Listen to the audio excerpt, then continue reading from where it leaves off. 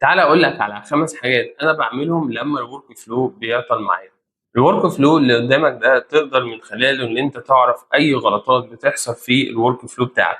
طبعا الورك فلو لو وقف ايه اللي هيحصل؟ كل الورك فلو بتاعتك ممكن تقف، وساعتها هتضطر ان انت تكتشف ده بالصدفه لما الحاجه ما تنزلش وتخش بنفسك. طب ايه رايك انا النهارده هجيب لك ورك فلو تقدر من خلاله ان انت تعرف ان الورك فلو وقف، وتخش على طول تصلح النقطه اللي هي عامله لك مشكله، ويبدا على طول الورك فلو يشتغل. ده كمان عايز اقول لك ان هو الورك فلو لو حتى وقف هو هيشتغل تاني لوحده من غير ما تتدخل. لو عايز تفاصيل اكتر اكتب لي بس كلمه تم، وابعت لك السكريبت وابعت لك الشرح مجانا. ويلا بينا نبدا الفيديو. اهلا بكم من جديد، معاكم مروان خليل من ان ان بالعربي. النهارده باذن ربنا هنتكلم على ازاي اعمل ورك فلو زي ده. الورك فلو اللي قدامك ده هو عباره عن ان هو بيبعت لي الايرور اللي بتحصل جوه الورك فلو. يعني ساعات الورك فلو بيقف، وبعد ما بيقف ايه اللي هيحصل؟ الشغلانه مش هتتم. طب ازاي؟ بس قبل ما نبدا ما تنساش انت تعمل لايك وشير وسبسكرايب في القناه عشان يظهر لك كل فيديوهاتنا. ويلا بينا نبدا الفيديو. اول حاجه عندنا، لو احنا عندنا ايرور حصل مثلا في الاي اي ايجنت ده، يعني ده اي اي ايجنت مثلا، وبدا ان هو يقف، وبعد ما وقف تمام الشغلانه كلها هتقف. فانت هتكتشف ده بالصدفه، ده طبيعي. طب ايه رايك انت عندك ان هو في حاجه اسمها ايرور تريجر؟ يعني لو كتبنا ان هو ايرور هتلاقي فيه ايه؟ ايرور تريجر طلع لك.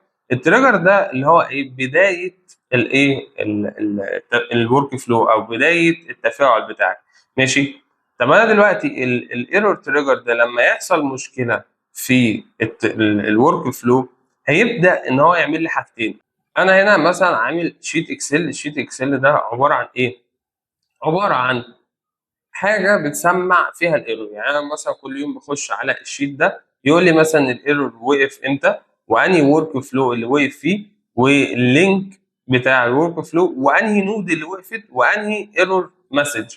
ماشي. فانا دلوقتي لما هشغل الورك فلو ده، فانا دلوقتي هدوس مثلا على اكسكيوت الورك فلو اهو. ماشي، ده اكسكيوت ورك فلو. هيبدا ان هو يطلع لي إيه اللي بيحصل. بيقول لي ان الورك فلو اللي اسمه ده تمام الايرور ان في اكزامبل ايرور مسج تمام، والنود اللي ويز ايرور، وكمان ايه الورك فلو او اسمه ايه الورك فلو اللي عامل المشكله دي.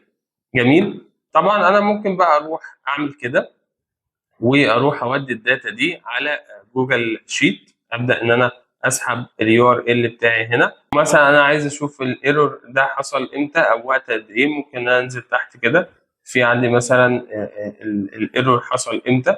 ماشي. والورك فلو ممكن ان انا احط ايه الورك فلو بتاعي. ابدا ان انا احط الورك فلو، او اشد بس الاسم كده. تمام، ده كده اسم الورك فلو اللي هيسمع في جوجل شيت، ويبدا ان هو يسمع لي في الشيت ده. طيب بالنسبه بقى لو انا عايز ابعت على الواتساب، يعني انا دلوقتي لو انا عندي مثلا واتساب، ماشي، فممكن ان انا ابعت برضو اعمل سند مسج ان في ايرور تمام في الحته الفلانيه، واصمم مسج مخصصه. تمام. طبعا انا هحتاج ان انا اربط واتساب اي بي اي او ايفوليوشن اي بي اي ايا كان. ممكن ايفوليوشن اي بي اي احنا كنا عاملين عنه فيديو هيظهر لك ناحيه اليمين او ناحيه الشمال.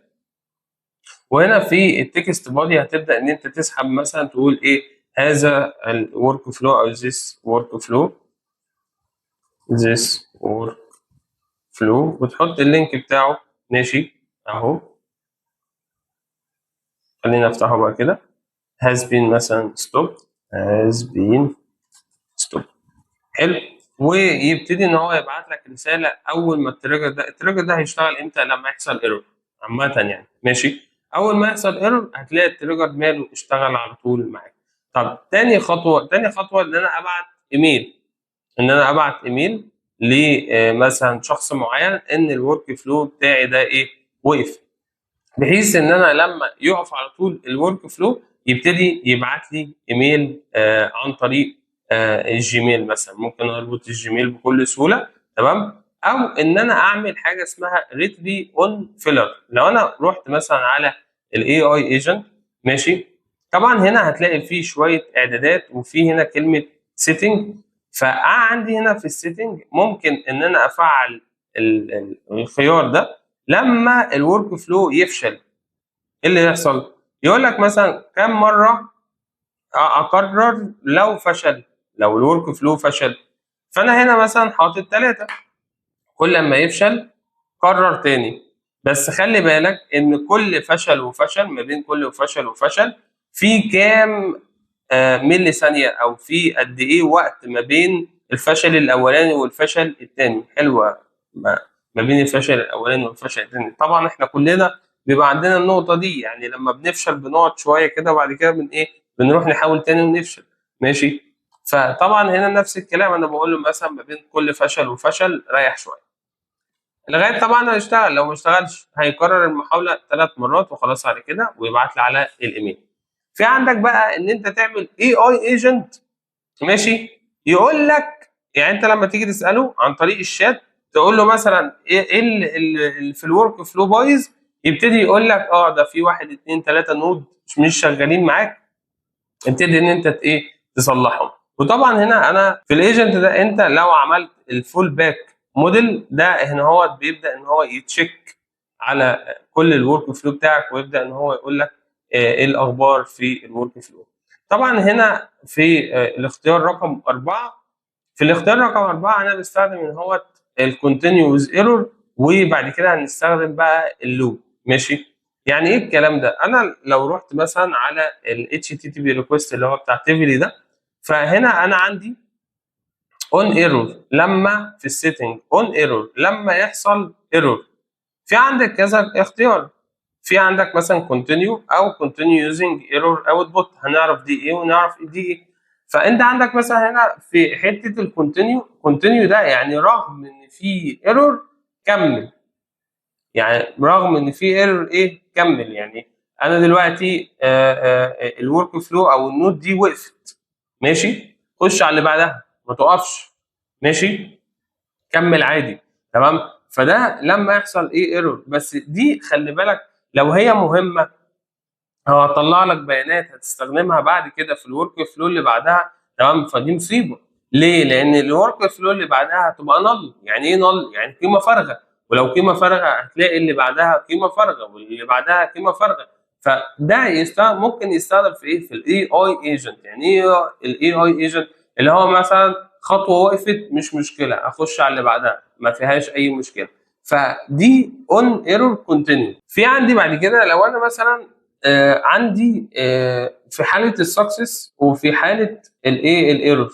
ففي احنا استخدمنا المره اللي فاتت في السيتنج الكونتينيو، المره دي هنستخدم لما يحصل ايرور طلع لي اوتبوت. لما يحصل ايرور، يعني انا دلوقتي مثلا لو حصل ايرور في النود دي، ماشي، بصوا عمل لي عمل لي كلمه ايرور. خلينا نكبر كده، ماشي اهو. بصوا شايفين كلمه ايرور دي؟ تمام. ظهرت امتى؟ ظهرت لما انا اخترت الاختيار ده. طبعا انت لو دوست على كونتينيو هتلاقيها اختفت، ماشي. طب انا لو دوست كده اهو، اللي هي كونتينيو يوزنج ايرور اوتبوت، ماشي، هتلاقيها ظهرت. ممكن بقى انت هنا تستخدم مثلا ابعت لي على الايميل، هات لي الايميل بتاعك، جميل، وتعمل سند مسج لما النود دي تقف. لان مثلا في نود ممكن تقف، او انا متاكد ان هي ممكن تقف عشان حاجه معينه او ريكوست معين. فطبعا يبعت لي رساله عن طريق الايميل يقول لي النود دي وقفت. في عندك بقى النود اللي هي احنا هنسميها او نظام البولينج. فانا هنا هو هستخدم بقى حاجه اسمها اللوب، ماشي. يعني هنا اللي حصل ان هي لو ترو، لو الصوره طلعت هات لي الصوره، لو الصوره فشلت ابدا استنى تاني وروح عيد لي العمليه دي.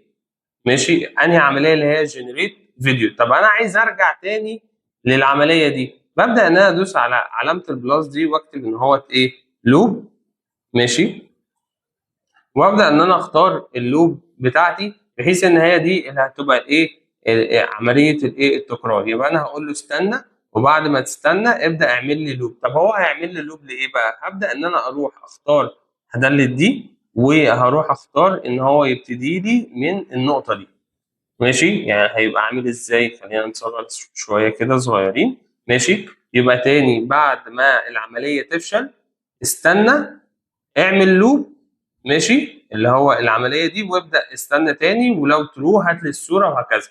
حلو. لو ضن خلاص، يعني لو ضن هات لي الصوره، ماشي، يعني شايفين كلمه دان، انا رحت ايه وصلتها بايه، بهات لي الصوره، وكده اكون انا عملت مثلا لوب لو العمليه ايه فشلت، وتتكرر تاني وتالت ورابع على حسب ما انت عايز. ده كده بالنسبه لو انا عايز اعالج الايرورز بتاعتي، وازاي ان انا اشتغل عليها، وازاي ان انا ما اخليش الورك فلو يقف نهائي. طبعا ده مش نهايه فيديوهاتنا، ممكن تنزل تحت في الديسكربشن تلاقي فيديوهات كتير، وما تنساش ان انت تشترك في الكورس بتاعنا عليه خصم 70%. كان معاكم رام خليل من ان النمر العربي، سلام.